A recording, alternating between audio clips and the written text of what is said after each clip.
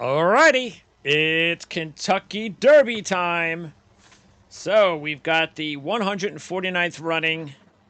Should be 6:57 post time on Saturday. Race 12 at Churchill Downs, and a few things. We're going to have some, as usual, we have some pretty neat historical data to throw your way, including the fact that you guys know that the last 4 years, the Triple Crown has seen three different horses win the three races. That has not happened Oh, since 1929 to 1926. well, it The more may happen important again. trivia question. The more important trivia question here is the last time. And I was shocked by this. Not that it really makes a difference, but the last time a gray horse won the Kentucky Derby, Gray I think horse. all the way back to Silver Charm. Wow. Okay. Is there The a gray stuff you horse in hear this on- race? Happy Yeah. Trice, this hit show.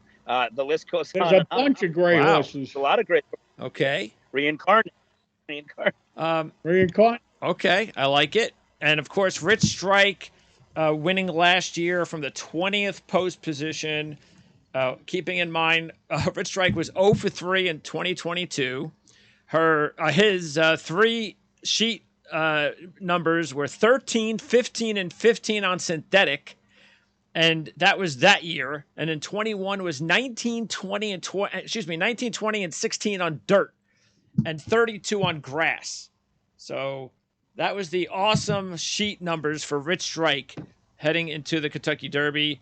Third of the Jeff Ruby was the race before the Derby, and was on a 5-race losing streak when he won the Kentucky Derby. By the way, Rich Strike is the 7th straight Kentucky bred to win the Derby. Let's start off with the one hit show. And this is a really bad break for Brad Cox with the post position, John, because the sheet numbers are excellent. 20, 16, 13 last year, 12 and 9 this year, second at the Wood Memorial, but the dreaded one spot.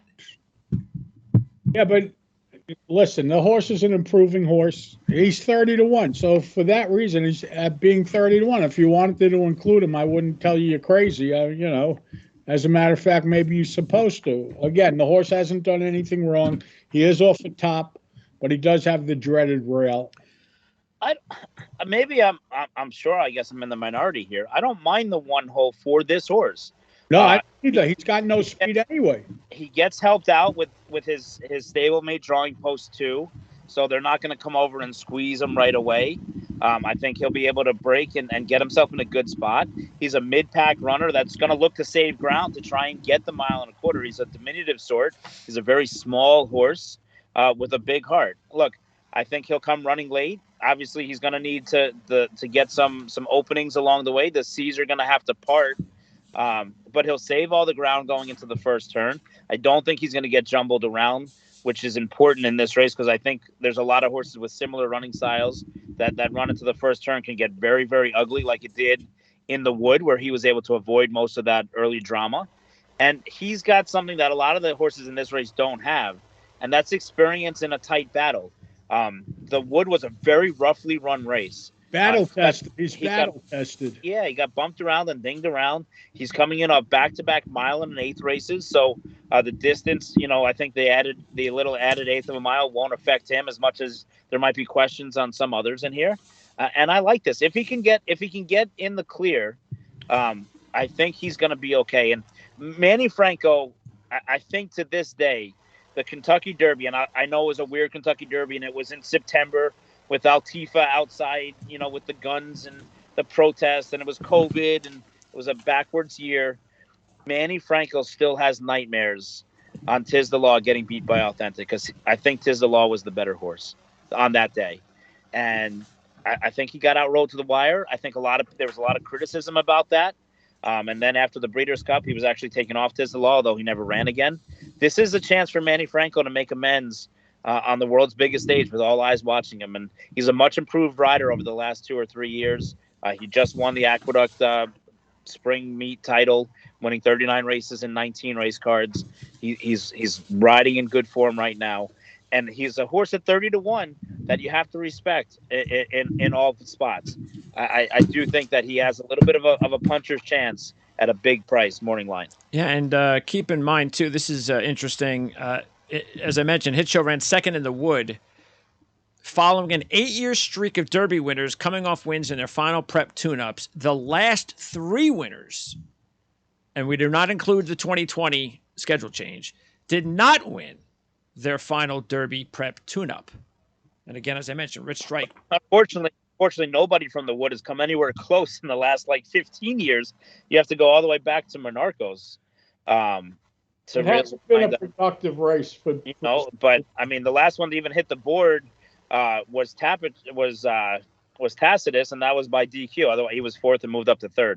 It's been a very, very disappointing prep. Although I will say that Mo Donegal finished 4th and then came back and won the Belmont Stakes, so maybe things are starting to change. I just like the horse for the horse. I don't, those stats and statistics, they're cute and they're good locker room fodder. And on a pregame show where you have 6 hours to kill, they're good to talk about. But to me, the horse is the horse, and I do like. Was Fujiashi Pegasus the last winner from the Wood? Did he run in the Wood? Oh, okay. That was in 2000. By the way, and it's not like Monarcos was 2001, and it's not like nobody's ever won from the 1 post position. So, but they changed the whole rail. It's not like it used to be. It used to be impossible because you'd have to check. It would be starting on somewhat of a turn. That's not the case anymore. Do you remember the last horse that won from the 1 position? Yeah. What's his name was on? I know the horse. Ferdinand? Yes, there you go. Ding, ding, ding, ding, ding. You know why? I cashed that ticket. That's what I remember. Usually the case. When you cash a ticket, you remember the last winner you had. When you don't cash a ticket. I know that. We all know that. Wasn't the last Derby winner you picked, though. I don't know. Okay. All right, next up. Verifying the 2-horse, the 15-1 shot, Gaffleone and Cox. By the way, this is the second of 4 Cox horses in the race. And this horse is coming off a 9 last time out, running second to Tapit Trice in the Bluegrass. The 9 was a top, a 2-point top, best 2-point top that ran an 11 in January, a 13 in February. So what about Verifying, John? He's fine. I mean, he's like a lot of other horses in the race. You have one horse that's really fast, and then you have a group of horses, the second tier, and he's in the second tier. See, I think I would put him in the first tier. Okay. The way, watching him train last year at Saratoga was a thing of beauty. He was one of the best moving horses I've ever seen in my life. Obviously, $750,000 yearling purchase for Coolmore. He's a half brother to Midnight Bissu, who will be a Hall of Famer when all is said and done. She was second in the Kentucky Oaks a few years ago. He's just kind of like, you're on the precipice of waiting for it all to kind of come together, waiting for it all to click in. I thought his Bluegrass was tremendous, despite the fact that he came up a little bit short by Tapit Trice, but he got a lot out of the race, and he's come out of the race really well. He breezed well the other day. I know it was against the maiden and Ever So Mischievous, who I like a lot in the last race on Derby Day on Saturday for Brad Cox, but he's one of those horses. Who do you like better between Hit Show and Verifying? Verifying. Okay. Not close. I think Verifying can win. I think Hit Show can pick up a piece. Verifying, to me, one of these days he's going to put it all together. And look, the numbers say that he's been there. The Oaklawn Allowance race was really good. The maiden race was good. But he's improving. There's no question. He's got a chance. He's got a chance. And I don't know that this will be. He kind of. I hate to make this comparison because you hate the horse, but he reminds me of Charge It, because we always felt like Charge It had that run in him, and it came in the Dwyer when he won by 19. And I'm not saying that Verifying is going to win the Derby by 19, but one of these days in one of these Derbies or classic kind of races, it's got Verifying's name written all over it. And it could be the Kentucky Derby. If he wins this race, I'm not going to be surprised at all. I'm going to use him on all my tickets. I don't know that he's my top selection, but he has every chance to win this race. Okay. By the way, if it's a little bit off, that's maybe not a good sign. 0 for 2 on an off track. So just. Well, you know what, though? If you go back and you look at the Champagne, which was run at Aqueduct, which is still off. By the way, the Champagne, the 12 was right in line. He didn't go backwards. And the 13, 2 starts back on a wet track.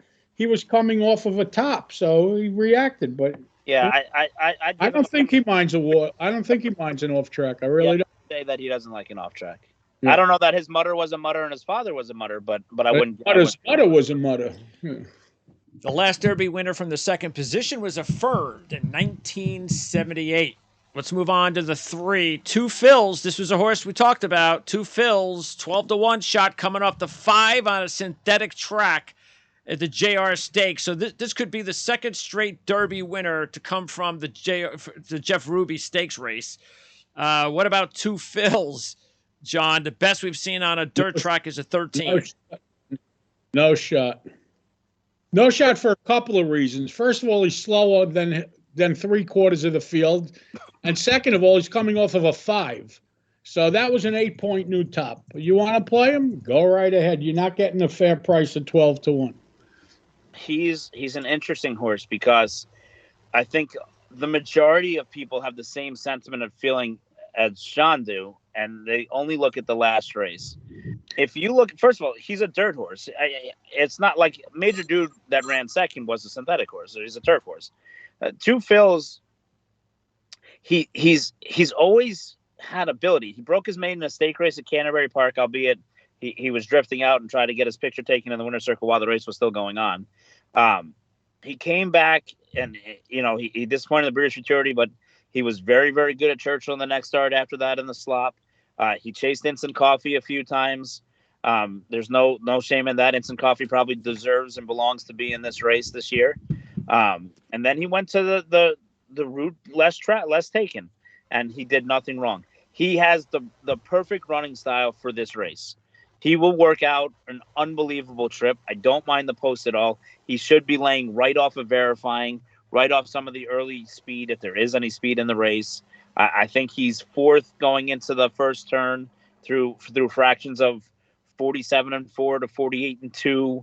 They're going to go 3/4 in 11-4 to 12-3, and he's going to be right there when they turn for home. Now, I don't know that he wants to go 1.25 miles. That's my biggest concern on this. I don't know that he wants to see it through. And trainer Larry Ravelli, who does a good job, is known more for his success with sprinters than he is with distance horses. I just think that this horse at some point, if he's in front and they turn for home, it wouldn't surprise me. And he'll give you a run for your money at 12-1. I don't know that he holds on, but I can definitely see this horse being a major factor and a major player when they turn for home. The last Derby winner from the 3rd spot was Real Quiet in 1998.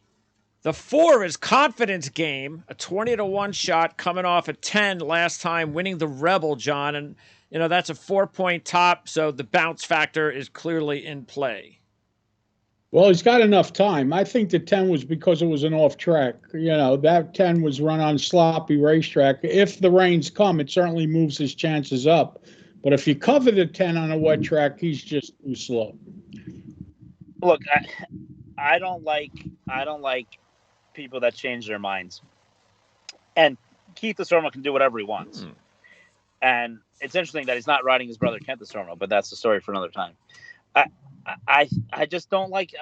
We'll go to the Bluegrass. Yeah, we'll see. Why hasn't he run a race since that race? There were plenty of opportunities. He said, "Well, we have enough foundation." And if that was the case, if that was right after the Rebel, if they said that, I'd say fine. But they kept being wishy-washy, and then he wasn't breezing. He's got a very unorthodox breeze pattern. Then he breezed out of the gate. He hooked company like 3 different times. He went 1 mile and 38 and change the day of the Lexington. He could have just run in the Lexington. I mean, they wanted to get something out of him. I don't know. Then he comes back. Then he disappears again. Keith Desormeaux's unorthodox in the first place. The horses normally walk twice a week anyway. When I was there on Tuesday, he walked just because he felt like walking. I don't know. I mean, they said he makes a good appearance on the track. I think to win the Kentucky Derby, you have to be a little bit more orthodox in your training. If I'm wrong, I'll eat crow, and that'll be that. But I have no confidence in Confidence Game.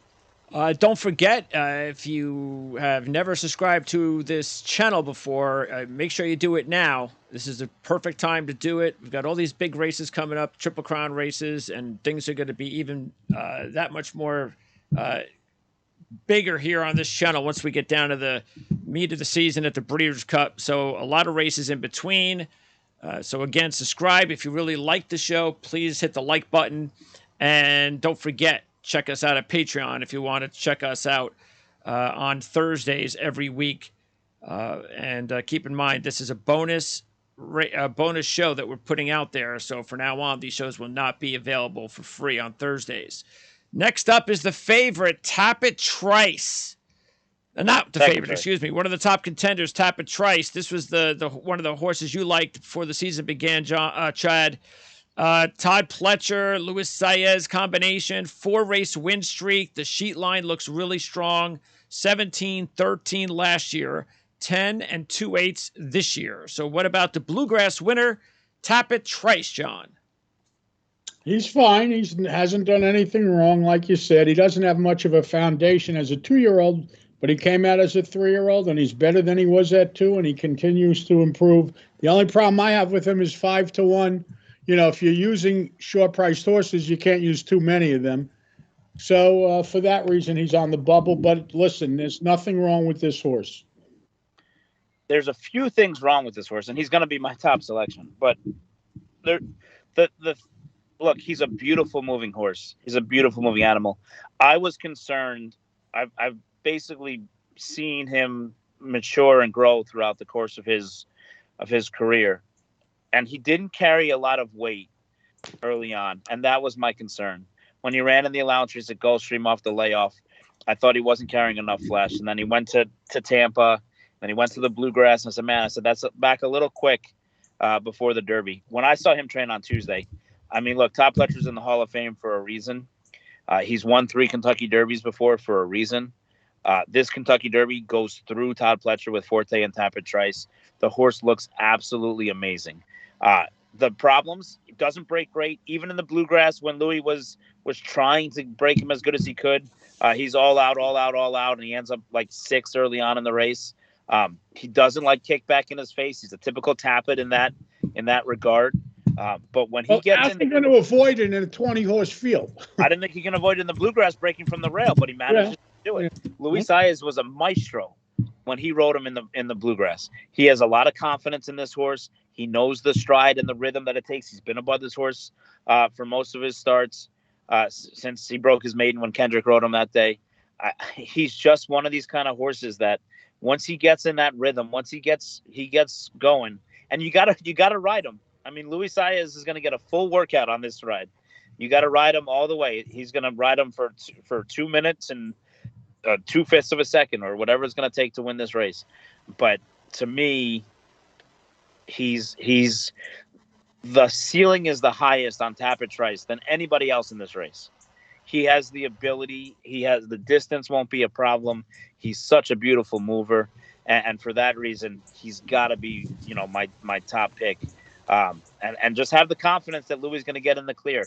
If he doesn't get in the clear, this is a horse that you're sitting there going, man, what could have been, what would have been. And then he's 8-5 on everybody's Belmont future wager when we're talking about this next week. So yes, he can get beat. He's not a sure thing by any stretch of the imagination, but his ceiling is the highest, and he couldn't be coming into this race any better than he is. For ownership in Gainesway Farm and Whisper Hill Farm, look, Mandy Pope has gotten flack over the years, probably unjustly so, because she spends so much money investing in this sport and investing in broodmares and overpaying for whatever she wants. And you know what? She's had the money to be able to do it. And so, she can do whatever she wants. Unfortunately, earlier this week, one of her prize mares, Havre de Gras, passed away giving birth, during complications of birth. And nobody has spent more time trying to reach the precipice of this race, throwing more money at it than Mandy Pope. And she hasn't come close. Just to be honest with you, she hasn't come even a little bit close. She deserves this. And she's been such a proponent of Tappet for all those years.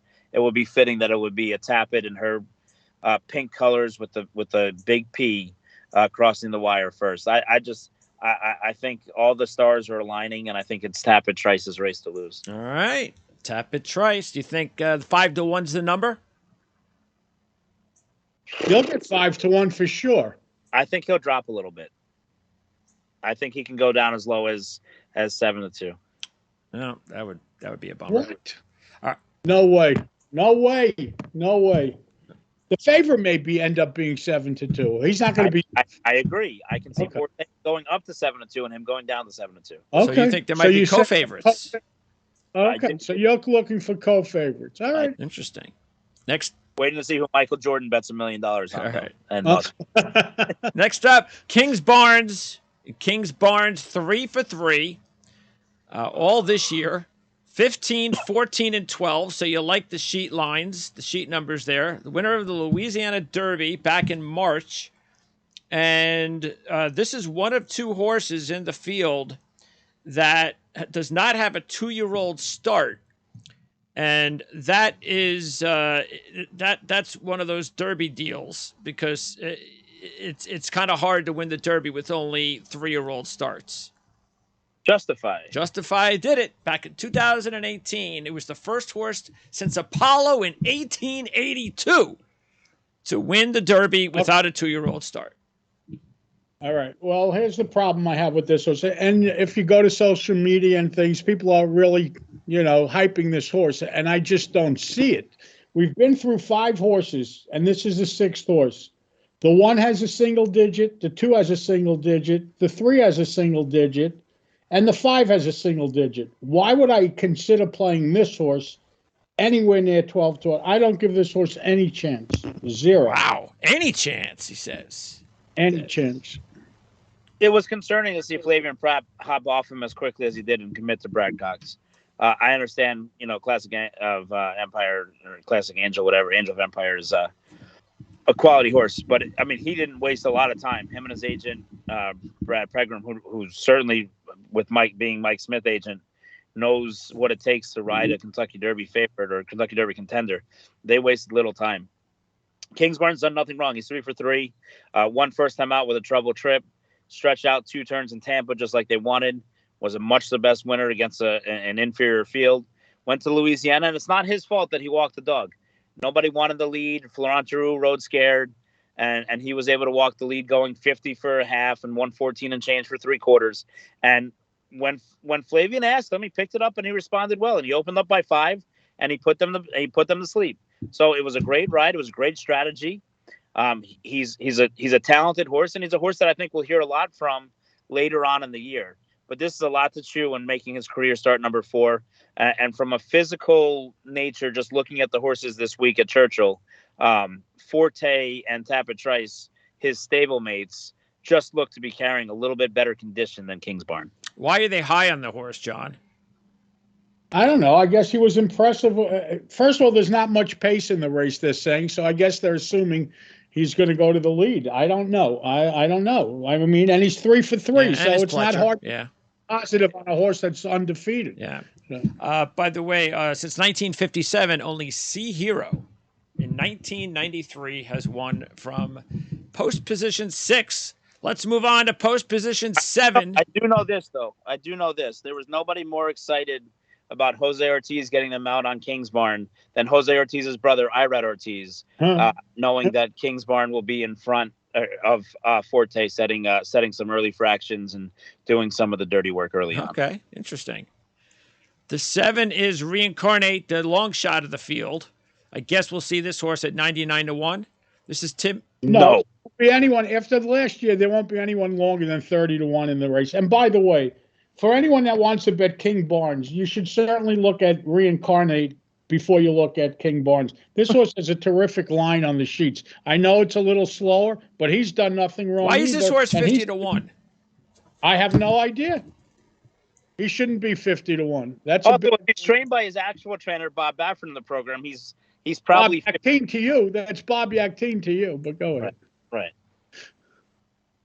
Is that it? Okay. Nothing else on Reincarnate? 11, 12, and 11 this year. So not bad for a 50-1 shot. The problem with Reincarnate to me is that he got a little sick, which fine. You give him a little bit of mulligan, but again, you don't want much to go wrong going into the Derby. My problem is he doesn't win. No. But he shouldn't be 50-1, Chad. That's all we're saying. Other than Rich Strike, I want to see a horse that wins. Yeah, this horse has better looking numbers than Rich Strike. So, all right, the 8 is Mage, another horse without a 2-year-old start. Mage finished second to Forte, almost beat Forte in the Florida Derby, running a 6. That's after 2 11s to start his career. 15-1 shot Mage, John. This is another one that people are high on because everyone saw the race against Forte, and people are saying that he was actually better than Forte that day. I don't know about that, but that's crazy. Anyway, I don't like this horse. It's a 5-point new top. The only thing I like about him is that he's 15-1, and he ran a 6 last time out. But he's a lot more likely to run a lot worse than that 6 than repeat or make a forward move. The barn struggled to get a rider here. They ended up getting Javier Castellano back, who they fired after running 4th in the Fountain of Youth. He's a lightly raced horse. He's a very, very small horse. He might even be smaller than Hit Show. And my concern is, while he tripped out last time and sat a perfect trip in the Florida Derby, and they were trying to teach Forte and play with Forte because the race didn't matter to him. Forte beat him anyway.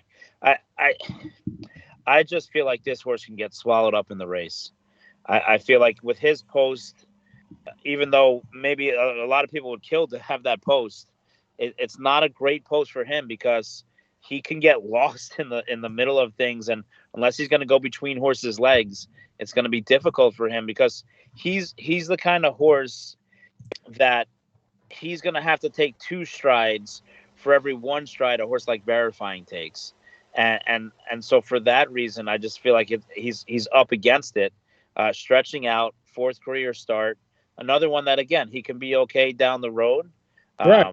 But I don't see it on Saturday. Next up is the 9, Skinner. John Sheriff's horse, Juan Hernandez on board. 3rd in the Santa Anita Derby. 7-9-7 this year. Much better than what we saw last year. What about the 20-1 shot, Skinner? Well, he's fine. If you bet him the last 2 races, you actually thought you were winning, turning for home because he made these big moves and he just flattened out. Like, off of numbers, he has a shot. The 20-1 is certainly enticing, and it's a horse that I'll be using underneath. Oh, okay. You talk about who everybody loves. Everybody loves this horse. Oh, he just needs a little bit more ground. Oh, he just needs a little bit more ground. I'm tired of listening to this. He needs a little bit more ground. If you watch the races of his last 2 races, he has no excuses. He makes the move and doesn't want to pass. He doesn't follow through. The only thing you can say is maybe, and look, take nothing away from Victor Espinoza. He's a Triple Crown winning jockey. At the end of the day, it's an upgrade now. He now has Juan Hernandez, who's riding as well as anybody. Chad disappeared. Okay. Well, it's me and you, Greg. He'll be back. All right. So okay. There he is. He's back. Somebody call you? Yeah. So I always love that. Juan Hernandez is an upgrade. Can he inspire this horse to finish up the job? That's the question. And at 20-1, a lot of people are saying yes. I'm against them. Maybe you can use them on the bottom, but I hate horses like this. That they the old what did what's his name say? President George Bush, fool me once, shame on you. Fool me twice, and never fool again.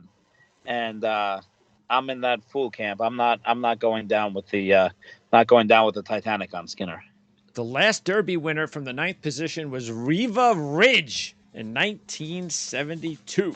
Secretariat who?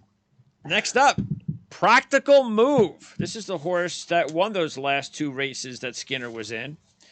Practical Move running 2 9s this year, John. The sheet line is pretty decent. 15, 14, 12, and 10 last year to end the year after a 13 to begin his career. And then 2 9s this year, including a 3-race win streak, winning 2 Grade 2 races and the Grade 1 Santa Anita Derby. So what about Tim Yaktin's horse, Practical Move?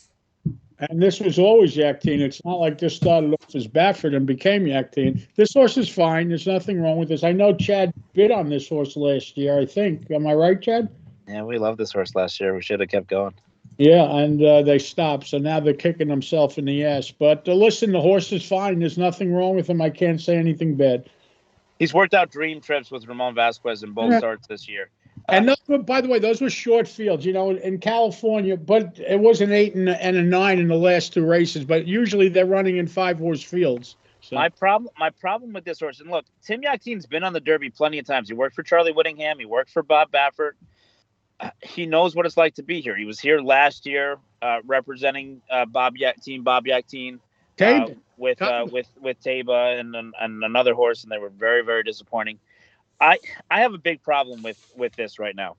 So if anyone's been paying attention, nobody saw him for a couple of days. He jogged when he got there from California. He jogged yesterday or today.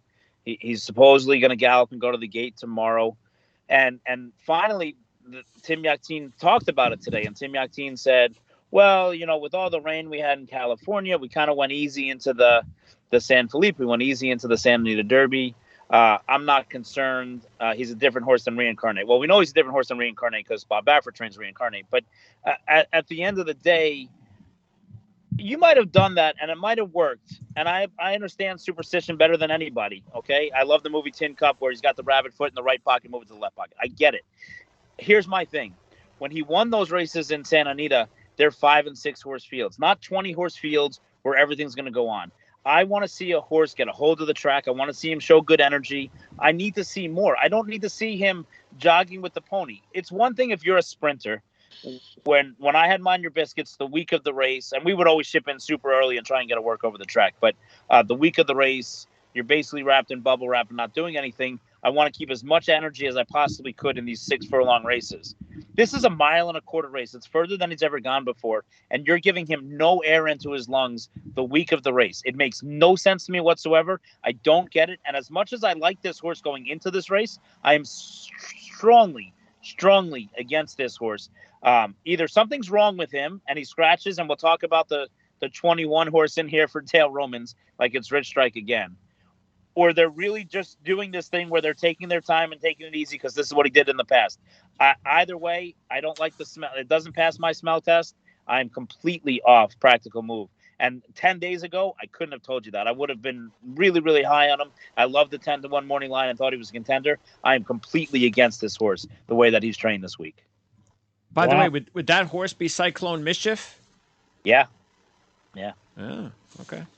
All right, so that's the 10 Practical Move. Who, by the way, who looked amazing this week and should be the winner of the Pat Day Mile, but you can't cross-enter in stake races the same day, so he's going to sit at 21 and hope he gets in.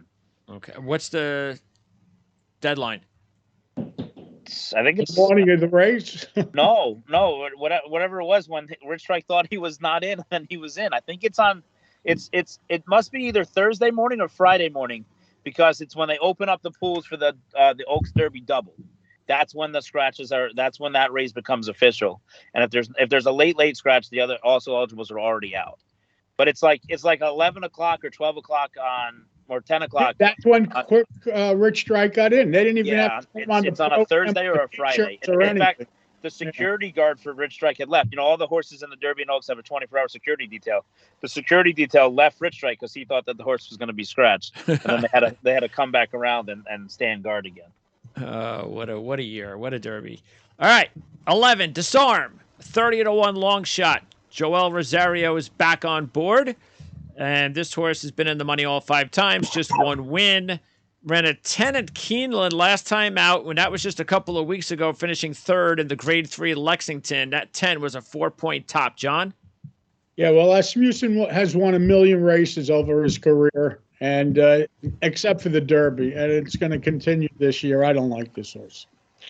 Look, 2 weeks ago he wasn't in the Derby. Exactly. Right? He was on the outside looking in with horses like Red Route 1 and Disarm, and Red Route 1 won at Oaklawn. He's now winning your end in the Preakness. We'll talk about him in a couple of weeks. And Disarm had to come in first, second, or third to qualify by 1 point in this point structure that we have now after running second, having no points, by the way, before the Louisiana Derby. So he ran second in the Louisiana Derby. Look, obviously there's a lot on the line here, not only for Steve Asmussen, who's won 10,000 in 60 races, not quite 1 million yet, but it's more than 1,000 more than everybody else. Steve Asmussen wants to win the Derby. Winchell obviously wants to win the Derby. This is a son of gun runner who they would like to win the Derby, and for those reasons, that's why he's in this race. But they knew that they didn't have to win the Lexington. I know Jose Ortiz flew down there for the ride, was excited about the ride, and he wasn't able to win. But it wasn't like he needed to win that last race. He needed to qualify, and it was one of those things where he ran good enough to qualify. I like what I've seen from him since, and Rockface isn't wrong. I think that this horse is a contender at a big price to pick up a piece. I'm not sure that he's good enough to win, but with jockey Joel Rosario, who's really turned it on after a really slow start to his year, but his ride on Clairiere over Secret Oath a few weeks ago just kind of cemented how great of a jockey he is. You know he's going to be coming late. This horse fits him. It makes sense. And I think this arm's going to come with a strong late run to pick up pieces. Oh, okay. Interesting. By the way, first career race was at Churchill, ran a 19 in that race. That's actually the worst number we've seen from Disarm so far, but it was his first race. Next up is 12, Jace's Road. Third of 4 Brad Cox trained horses. Giroux on board, couple of 15s this year, ran a 13 in December, so the horse is not getting any better. 50-1 shot, John. No, I don't like this horse at all. He doesn't belong here. It's interesting that you said he runs 15s, Greg, because I think that's where he's going to finish, 15. Next up is the 13, Sun Thunder, another 50-1 shot. Coming off a 4th at the Bluegrass. This horse has one win out of 6. Has 2 13s in his last 3 races. You saw horses with 9s and 8s and 10s. No is the answer to Sun Thunder. They added blinkers to this horse to give him a little bit more pop and sizzle, and it's worked. He worked really fast the last 2 weeks. My problem is he worked really fast on Tuesday. I mean, it's really up against. It's very close to the race to work 47. I think he's doing a little too much in his morning works. He has the 2 13s. So I think he'll finish 13th. The 14 is Angel of Empire, an 8-1 shot. A Cox-trained horse with Flavian Pratt on board. Pratt took them out last time out, winning the Arkansas Derby, running an 8. That was a 4-point top. If you take a look at just the dirt, 27, 18, 16, 12, and 8. So in this situation, John, when you take a look at a horse that ran a 16, then a 12, so that's a 4-point top, comes back the next race, and you're thinking, well, possible bounce, but comes back the next race and goes another 4-point top. Do you use the experience of coming off that 4-point top and say, well, he did it already, so he could do it again? So you're expecting a 4 based on that? Not necessarily. I don't need the 4. I'd be happy with a 6. I think a 6 could win it. I don't think he's running a 4. I don't think he's running a 6. At best, he could pair up 8s off of this line, in my opinion. And if he runs an 8, he's like other horses. Chad? I mean, this is a horse I can't figure out. I mean, trains okay. He started his career at Indiana Grand. It's tough for me to really figure this horse out. I mean, he's not supposed to do what he keeps doing. When he won the Risen Star, I said to myself, well, it was a great ride from Luis Saez. Anybody else that rode him wasn't going to win that day. He's a nice horse in a big barn. And he came in Arkansas, and it's a race that Brad Cox has dominated over the last few years for whatever that's worth. But he went to Arkansas, and he blitzed them. He was much the best. It was never in doubt. He looked every bit the part of a Kentucky Derby contender. Is this the Angel of Empire we get? Maybe. I just don't. I don't know. I can't figure this horse out. I guess you have to use him if you want, at your own peril. But I guess after seeing Rich Strike, you can say, well, anything's possible. But for me, when I think of a Derby winner, I think of certain traits and certain characteristics that I like to see in the horse from a physical standpoint, from a racing standpoint. I don't see it in this horse. Maybe I'm wrong. Well, But what are those things that you're not seeing? What is it that you sound It's like? just the feel he has. He's been around horses his whole life. He knows what he's like. Well, that's what I'm trying to get out of him. So, But certain athletes and certain people that know things, you have a feel. It's just experience, and Yeah, he's telling you from his life. it's the unknown thing. It's like the it factor, right? Like Michael Jordan had the it factor. LeBron James had the it factor. okay, so it's not something you can see. It's No, just your feel. no, he doesn't do anything wrong. I'm supposed to like him. You're supposed to pick him. You're supposed to. Hey, this horse has done nothing wrong. His last 2 races. If you just sit there and you take not the seeds, not anything. If you just visually watch his last 2 races, they're as good as any horse in the field. You're supposed to say at 8-1, I'm taking this horse. He leaves no question. He leaves no doubts. With Forte, you go, well, this, that, the other. With Tabatrez, well, this, that, the other. With Verifying, well, this, that, the other. With this horse, there's no doubts. He's done everything that you've asked him to do, and he's excelled at doing it, and he's gotten better at doing it.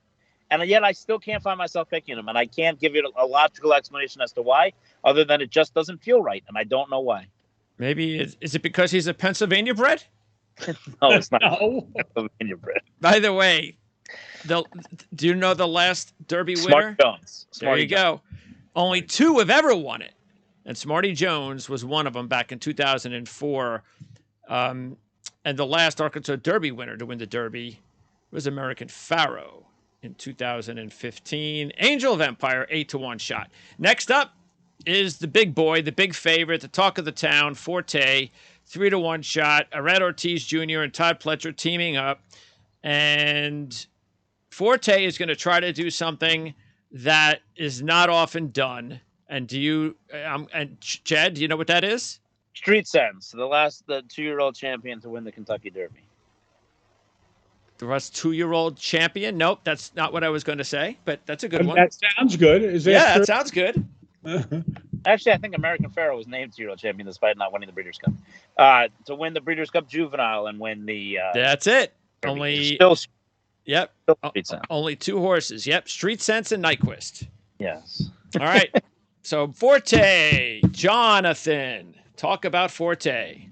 Well, everything Chad said about Angel of Empire, about never doing anything wrong, and about all that, with leaving out the part that he has a bad feeling about. What has this horse ever done wrong?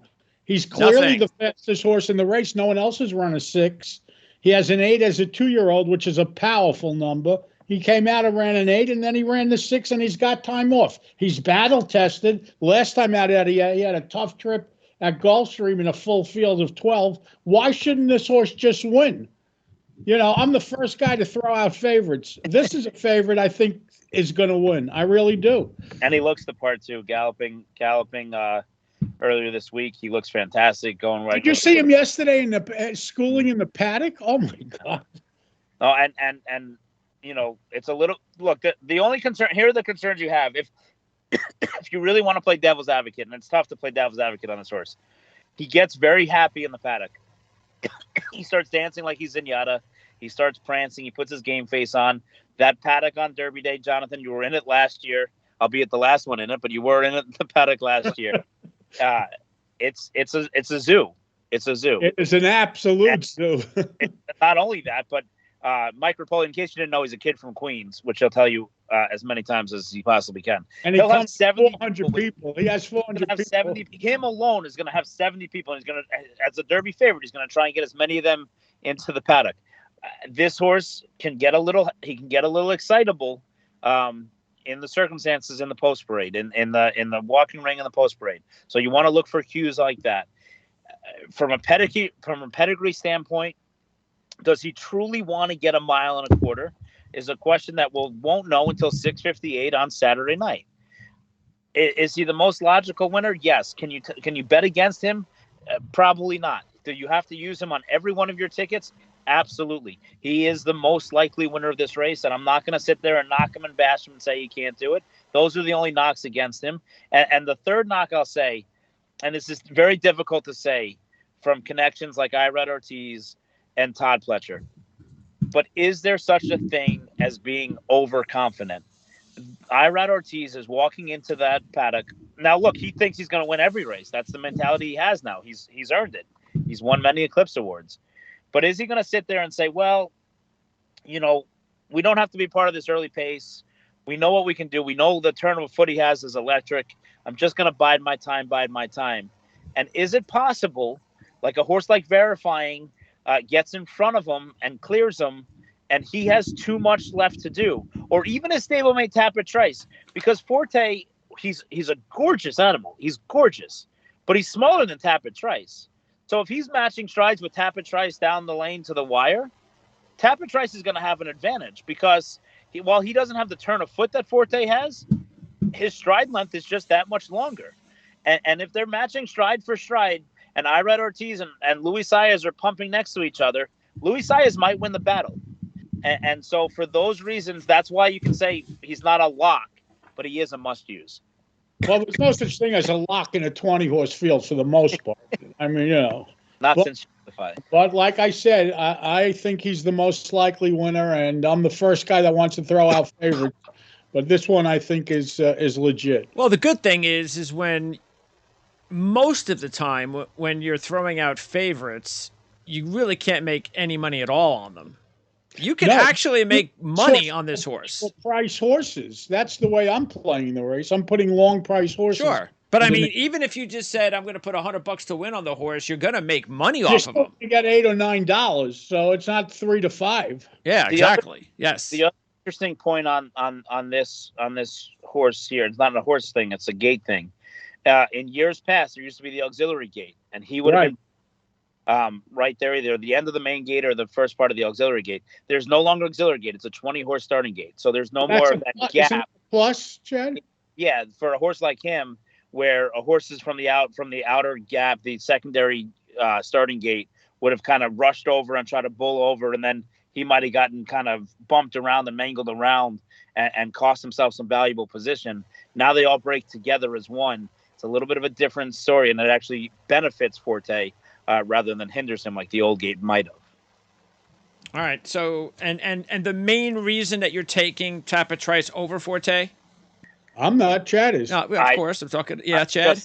I think the distance has no questions, and he's a bigger, stronger horse, and it's just one of those things to me where they have similar running styles. Forte maybe a little bit more in front, but Luis Saez is going to be pumping, and Irad's going to be pumping, and it's just going to be to the wire how it goes. And I just have a feeling that Tapit Trice has just a little bit more to the wire than Forte. But if Forte wins, I'm not going to be surprised. And again, of course, I think Verifying is going to be in front of both of them, so they're going to have to run Verifying down first. But and we just said it with the winner. Same thing with the exacta. You're going to get decent money if you just pick these two to go in an exacta. So, yeah, I mean, it'll come back $30 maybe for the I was going to say, you're going to get $28, $30. Yeah, that's like the best exacta you could get all year. So, not that it's easy to get an exacta in the Kentucky Derby, but still, those are two excellent horses.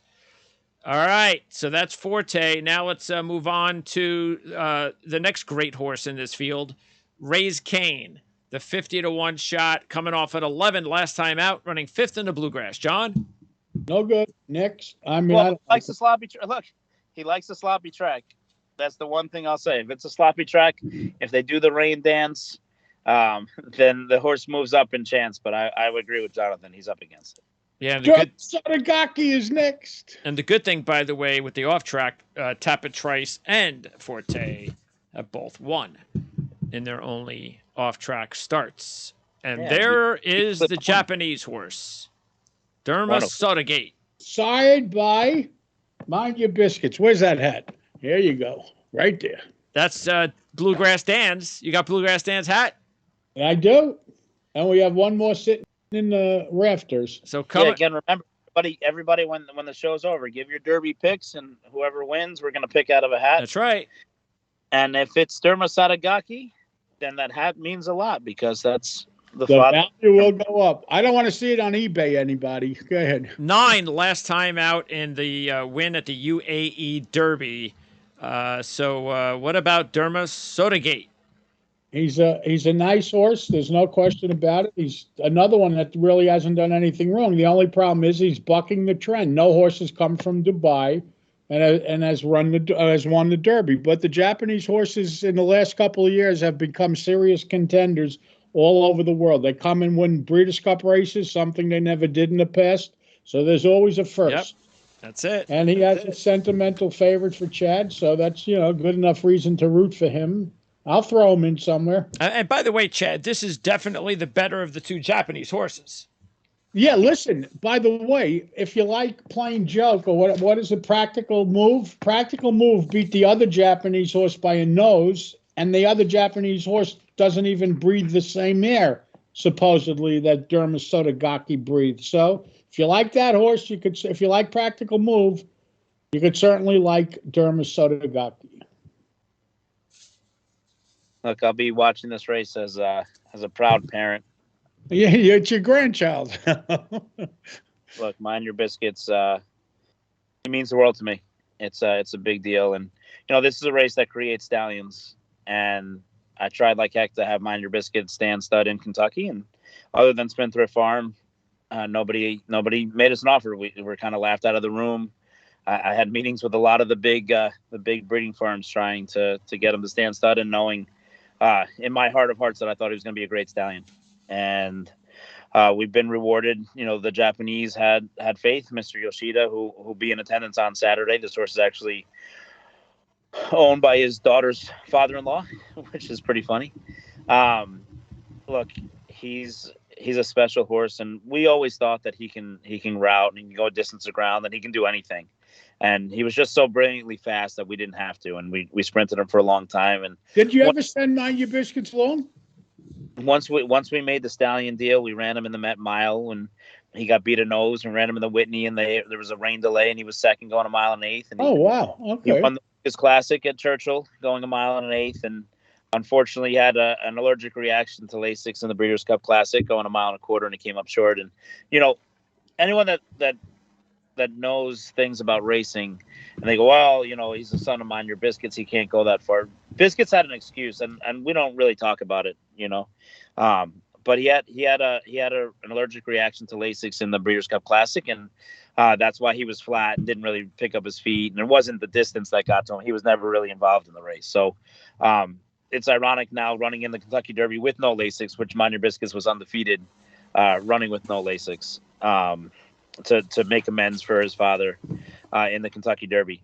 He has all the intangibles you'd want, because in Japan he came from way out of it. In Saudi he was mid-pack and made a good middle move to run third in a race that was too short going a mile. And then he won the UA Derby gate to wire with Christophe Lemaire, who went way too fast last year. I hope he learned his lesson in setting the fastest half-mile fractions ever in the Kentucky Derby last year in his Derby debut. Christophe Lemaire is the number one jockey, maybe all time. People might say Yutaka Taki. Other people will say Christophe Lemaire. He rode Amanai. He rides so many top horses in Japan over the last couple of years.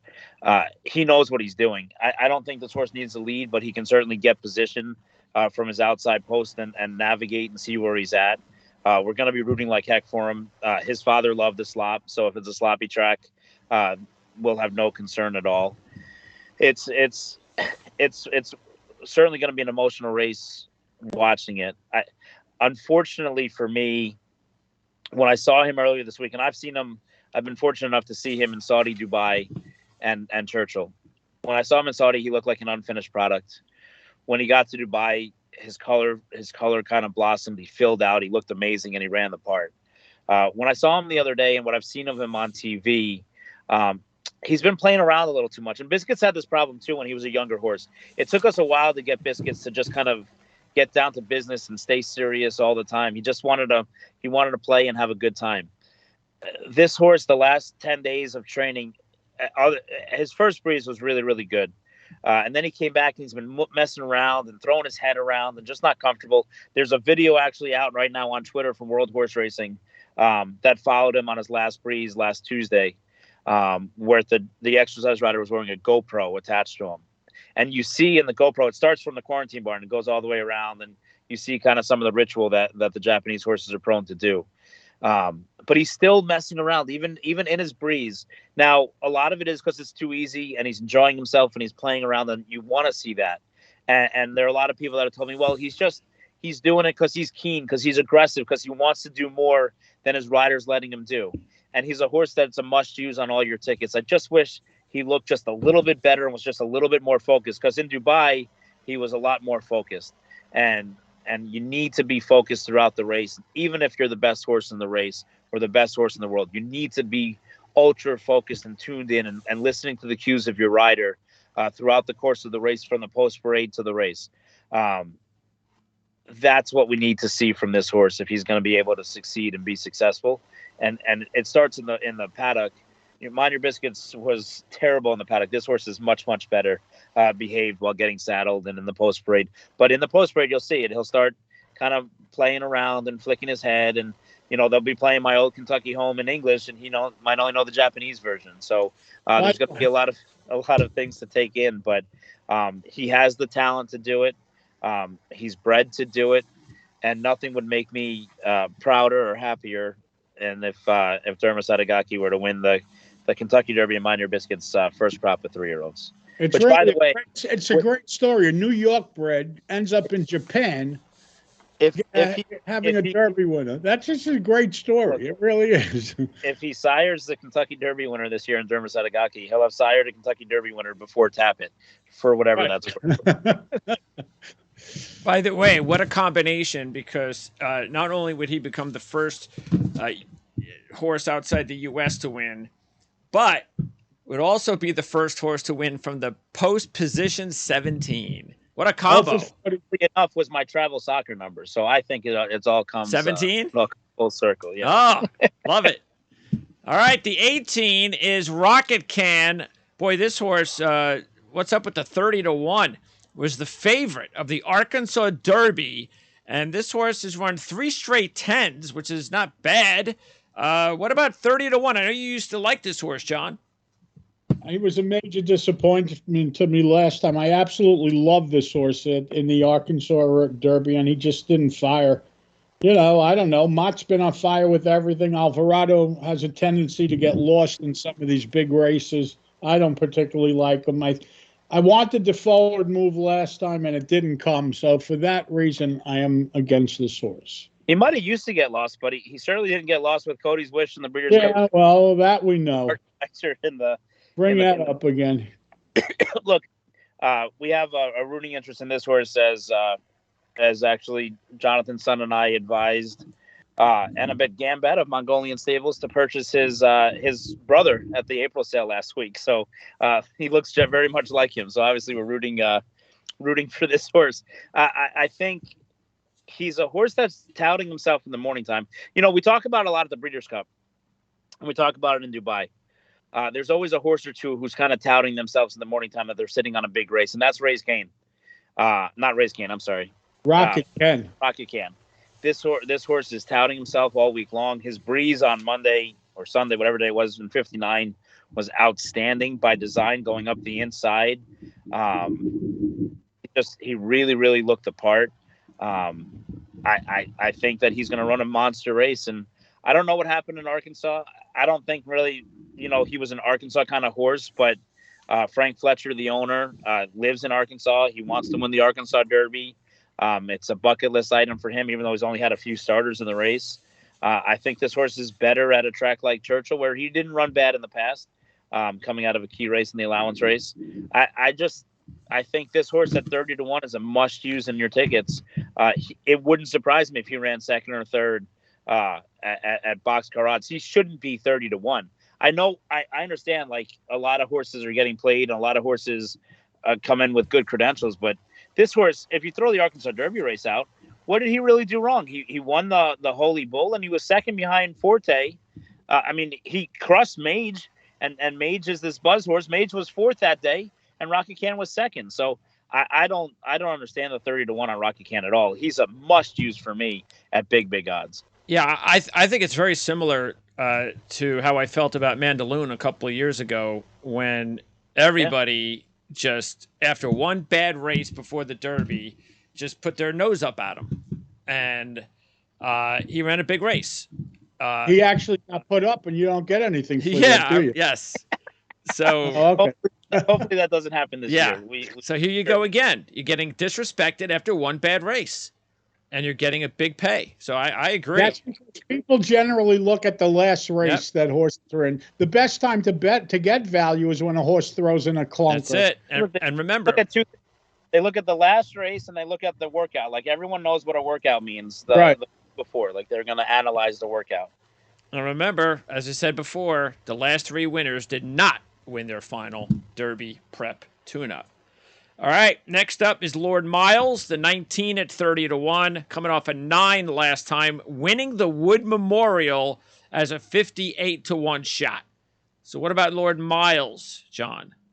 I don't know. Just looks like a bounce candidate to me. I don't really like him. Safi Joseph is having a very tough time in Kentucky. 2 of his horses passed away this week. I don't like this horse at all. He has 0 chance. I don't know that this horse is going to run. If he runs, I don't like him. But I got a feeling that he's not going to run. Okay. So someone's coming in off the AEs. Yes. So we could see a Cyclone Mischief. Yes. And then the final horse is the other Japanese horse, and this one not like the 17. Dermis Odagaki, no. No, Continuar was 3rd best in the UAE Derby. The only thing you can say about this horse is he's trained by Yahagi, and Yahagi is turned into like Elvis in Japan. And first of all, everyone will wear a fancy hat in the Kentucky Derby. Nobody will wear a fancier hat than him. I can't wait to see what kind of hat Yahagi's going to wear. I'm almost more excited about the hat Yahagi's going to wear than actually the start of the Kentucky Derby. Is he going to be in the hat contest with the women? He might. It wouldn't surprise me with anything. Anything's fair game with him. But he's a wonderful. Aside from his fashion sense, he's a wonderful trainer. He won the Breeders' Cup 2 years ago in Del Mar when they said Japanese horses couldn't win it. He's won the Saudi Cup when everyone said Japanese horses couldn't do it. He won it this year with Pantalosa. He's a remarkable trainer. He's a remarkable trainer. You know, in Japan, they have limited number of horses that they train. Your yard is capped at what you can train, and he gets the most out of every one of them. Continuars look terrible since coming to Kentucky. He's done everything wrong. He has no business being in this race, but I can't throw him out just because the Yahagi factor. And so he's a horse that I'll tread lightly to play underneath, but I don't think he's a win candidate. Okay. And by the way, if there is a late scratch or two, are any of those late horses, those late entries like Cyclone Mischief or whoever the 22nd horse would be? I mean, should we keep an eye on him at all? That's the other Japanese horse that ran second to Practical Move. He's the second horse? He's the second horse. Look, if Cyclone Mischief draws in, it changes the dynamic of the race because he can be more forwardly placed. I know he came a little bit further behind in the Florida Derby, but I think he would be more forwardly placed in this race. And to me, he's a contender. He looks fantastic. Dale Romans couldn't have this horse looking any better coming into this race. He's what they call a healthy heavy. People say he's a little too heavy. I think he looks great. They've termed it in the barn a healthy heavy, which I'm going to start introducing myself as. And I think he changes the entire dynamic of the race because he's definitely among, even from post 20, he's among the 1, 2, 3 early on in the race if he gets in. And they go a little bit faster, which sets it up a little bit more for closers. I don't know that he wants to go a mile and a quarter, so I don't know that he holds on. But I can see him running 3rd or 4th. And like I said, if he does draw in, it does change the entire dynamic of the race. All righty. Picks time. John, are you going with the favorite?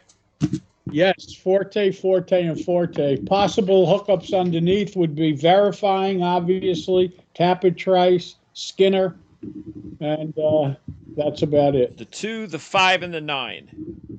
Correct. All right. Chad, you're going with Tapitrice.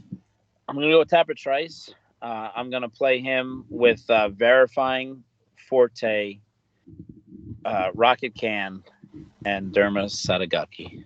Oh, I should throw in Dermasatagaki too. I have to throw him in. I mean, I'm loyal, and it's the family horse, so obviously let's throw in Dermasatagaki as well. All right. And I am going to go with Rocket Can. I like going with those horses. So I'm going to take Rocket Can over the 5 and the 14.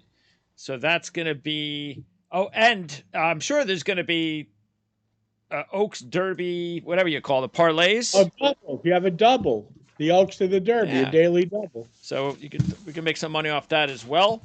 That is going to wrap it up for our live. 2 hours. Any last questions? Any last questions? Well, Rockface was gave us the entire UK fixed odds for the race. My man. So everybody was able to get that. And what's awesome about the chat information is that's going to remain there, even for all the viewers who will be able to watch this show once I post it in the next few minutes when we're done. So and we always love the comments as they roll on going into this race. We always like to read them and discuss them on next week's show. And don't forget to put in your selection so you can win that. That's right. Just the win bet, whoever you think is going to win. And by the way, Dave Weinstein just want to say this is great. Thanks for doing this. So you're welcome. But we do it for it. We enjoy it. Absolutely. All right. We didn't make fun of. What if Dan wins the second hat? Dan will have 2 hats if he gets a Derby one. Hey, we didn't make fun of Greg enough on this show, though. All right, so that's going to do it. Don't forget, Patreon viewers only get to see what we're going to be doing here in the next couple of minutes, and that's record the Pat Day Mile Stakes. We're going to just go through that quickly and get the picks for Chad and John with that race. And then next week, is there anything good happening next week? Huge. The Derby also runs the Peter Pan. The Peter Pan next week at Belmont. At Belmont. It's a big deal. A lot of the fields look amazing. I think the Belmont's going to load it. It's opening weekend at Belmont this weekend. Not a lot going on, but next week a loaded weekend of races, and we'll also see the opening of Monmouth Park next weekend as well. Ooh. The Man of War, the Grade 1 Man of War, with the Peter Pan and Applebee's in town and the Run Happy Stakes. Yeah, so Belmont. All right, everybody, thank you so much for joining. And we'll be back, I guess, in a few minutes, correct? Only for Patreon viewers, and they won't see that until, I don't know, either later tonight or tomorrow, because it's going to take a while for me to post all this stuff. So anyway, ciao, everybody. See ya. Sayonara.